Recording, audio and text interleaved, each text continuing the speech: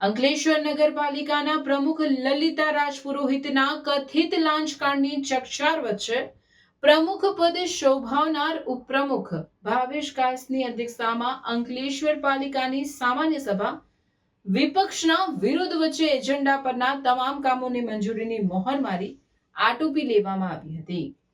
અંકલેશ્વર પાલિકાના પ્રમુખનો ચાર્જ અને સત્તા હાલ ઉપપ્રમુખ ભાવેશ કાયસને સોંપવામાં આવેલ છે। ત્યારે ચૂંટણી પહેલાની નગરપાલિકાની અંતિમ સામાન્ય સભા મળી હતી। આ બેઠકમાં અગાઉના પ્રમુખ લલિતા રાજપુરોહિતને આપેલ ખર્ચની સત્તાના ઠરાવ બાબતે વિપક્ષના સભ્યો જહાંગીર પઠાણી ભ્રષ્ટાચાર થયો હોવાનો આક્ષેપ કરી તમામ જવાબદારી તેઓ પર નાખવા અંગે ઠરાવ કરવા રજૂઆત કરી હતી। પણ તે દરમિયાન શાસક પક્ષ દ્વારા બહુમતીના જોરે એજન્ડા પર ના તમામ 62 કામો તેમજ મૂકવામાં આવેલ અન્ય કામોને મંજૂરીની મોહર મારી ગણતરીના સમયમાં સભાની કાર્યવાહી પૂર્ણ કરી દેતા વિપક્ષ લોકશાહીનું ગળું ઘૂંટવાની બૂમો પાડતો રહ્યો હતો।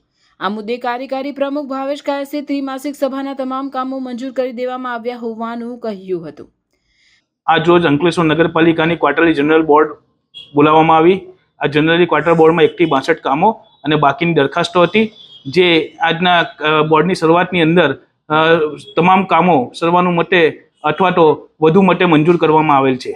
બીજી બાજુ વિપક્ષના નેતા જહાંગીર પઠાણી શાસક પક્ષની કાર્યપ્રણાલી સામે પ્રશ્નો કરી લોકશાહીનું ગળું ઘૂંટવામાં આવ્યું હોય આ મુદ્દે પ્રાદેશિક પાલિકા કમિશનરમાં અને ન્યાયાલયમાં જવાની ચીમકી ઉચ્ચારી હતી।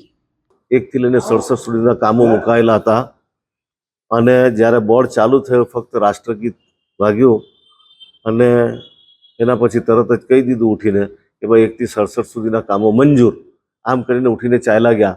આ લોકશાહીનું ગળું દાબી દીધું છે। કેમ કે કઈ ચર્ચા થાય, કોઈ વાત મુકાય, કોઈ દરખાસ્તો મુકાય, આ તો તમે કશું જ નહીં કરી શકો। બહુમતીના જોરે આટલો બધો ફાંકો ચડી ગયો બીજેપીને કે જ્યાં છે ત્યાં અમારી સત્તા છે।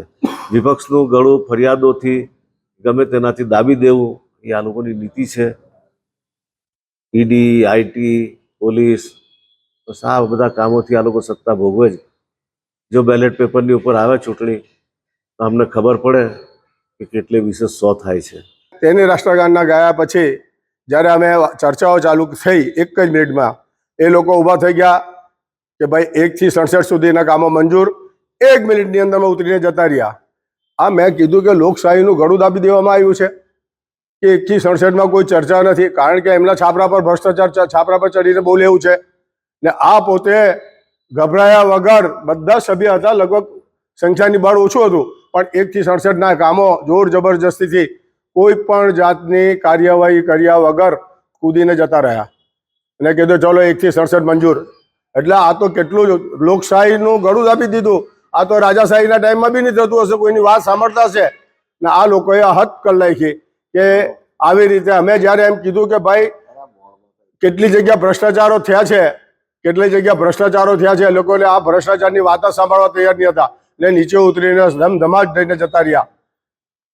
હવે જોયું કે અમારે આ કોર્ટ નહીં તો હાઈકોર્ટમાં જઈને આ બાબતને ચેલેન્જ કરીશું। 1 મિનિટની અંદર જનરલ બોર્ડ પતાવી દે 1 થી 67ના કામો, એ બહુ યોગ્ય ના કહેવાય। આ તો દાદાગીરી ગુંડા કરતા બી બુરા ન લાગ્યા અમને। એ ગુંડો પણ સારી રીતે વાત કરે, આ તો ગુંડાગીરી કરતા બી સારું કામ કરી ગયા છે આ લોકો આજે।